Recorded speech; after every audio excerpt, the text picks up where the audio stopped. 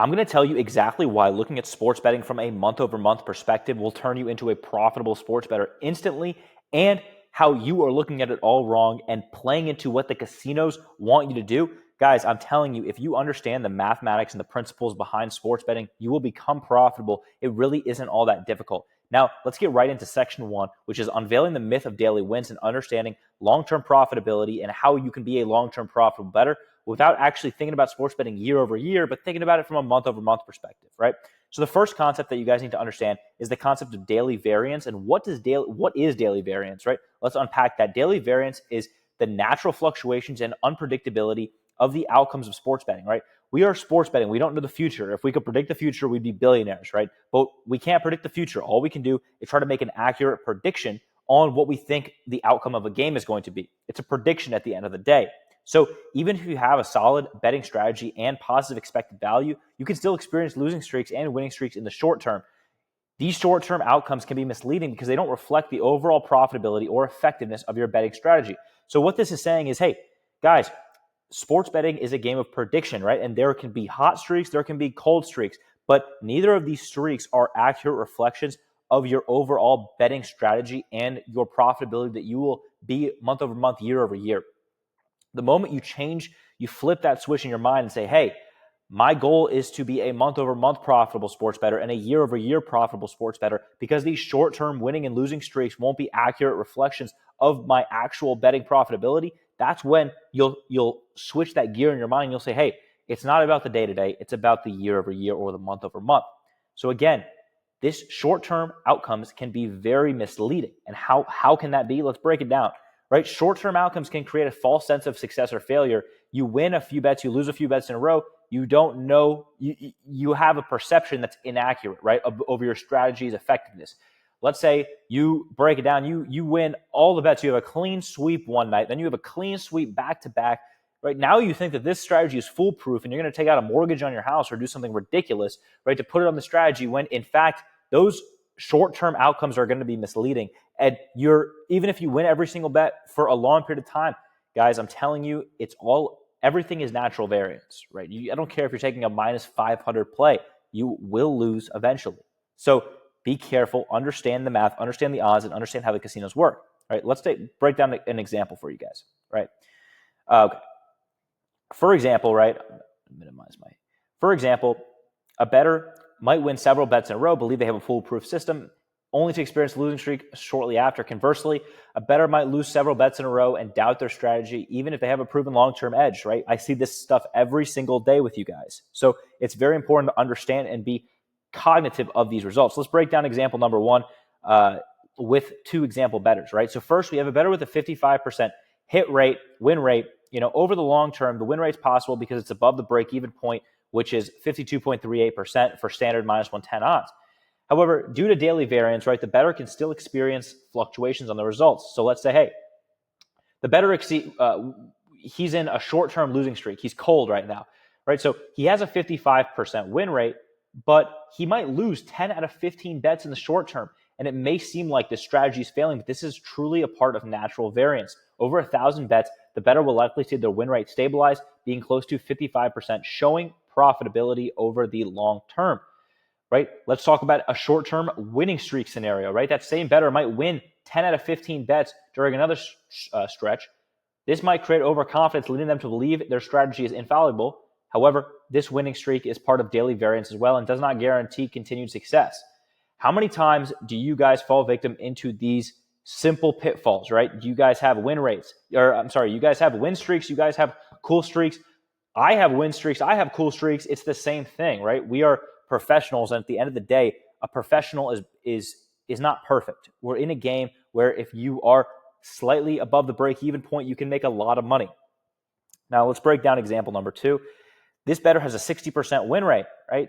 It's a highly profitable over the long term, but daily variance can still impact their short-term results significantly, right? Significantly, even at a 60% win rate. So they can get on a cold streak, right? They can lose 8 out of 15 bets, right? If their win rate is still around 60%, they have to be looking at it from a 1,000 bet perspective, right? You can't be looking at it from a 10 bet, 5 bet perspective.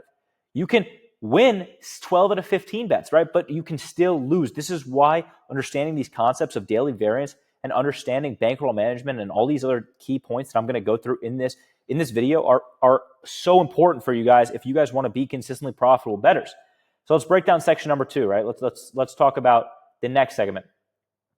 Let's understand the odds and probabilities behind consistency, and let's understand how they play a role in being a profitable sports bettor, right? In sports betting, probabilities are used to estimate the likelihood of outcomes. That's how sports betting goes. That's how stock trading goes. That's how life goes. That's how everything goes, right? If I know there's an 80% chance I'm going to get a car crash, if I go outside, I'm not going to go outside. Simple as that, right? Each event in sports betting is associated with odds that reflect the bookmaker's assessment of a probability of a particular outcome. For example, if a team has odds of 2.0 or plus 100, right, it implies a 50% probability of that team winning. That's the simple mathematics behind odds. That's where we get into the concept of expected value and how we can make money using expected value, right? Expected value is a crucial concept for sports betting because it represents the average amount a bettor can expect to win or lose if they place that bet multiple times under the same conditions. So expected value is calculated by using a bunch of formulas, which I'm going to break down now, but by multiplying the probability of winning by the amount won per bet and subtracting the probability of losing multiplied by the amount lost per bet, right? And I know this is a lot of mumbo jumbo, right? Let's go through the actual formulas. Let's understand the breakdown so you guys can understand what a positive EV bet looks like and what a negative EV bet looks like, right? So let's go back to our example bettor, right? He's got a 55% win rate, and he consistently places bets with positive expected value, right? So let's say, hey, let's jump into a betting scenario. The odds are minus 110, probability of winning 55%, probability of losing 45%. The amount won for the bet, right? Let's say he wins $100, loses $110 due to the minus 110 odds, right? Using the expected value formula, as you guys can see, right? Here's the expected value formula. EV, it's a bunch of math, right? And using this expected value formula, on average, the bettor can expect to win $5.50 per bet over the long term, despite short-term fluctuations and potential losing streaks. The consistent application of positive EV bets will lead to profitability over the long run. And why is this important? You guys understand that he's looking at it, this example bettor, right? This example. He is very profitable over the long run, but in the short term, the results might be misleading, right? Which is the point I'm trying to drive home to you guys, is that it's not a short-term game, it's a long-term game. And it's a game of, can you get positive EV? Can you beat the closing line consistently? Because that's how you know you will be able to make money over the long run, despite short-term fluctuations. All right, let's break it down. Let's keep moving. Section 3, this is another crucial, pivotal step in making sure you are going to be a consistently profitable sports bettor over the long run. You need to understand how to manage your bankroll for long-term success, and you need to understand the importance of bankroll management. All right, bankroll management is crucial for any bettor aiming at long-term success, as it helps withstand long losing streaks and protect profitability over the long run. Even with a solid strategy, a high win rate, poor bankroll management will always lead to significant losses.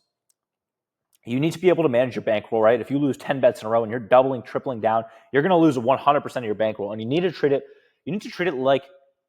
treat sports betting like a business, which is the main thing that I see a lot of new sports bettors not doing. You guys don't treat sports betting like a business, and that causes you to lose so much money. You think double down, triple down. You think with the degenerate gambler mindset, and when you are a degenerate gambler, that is what the casinos love. They love you guys because you guys are such degenerates, right?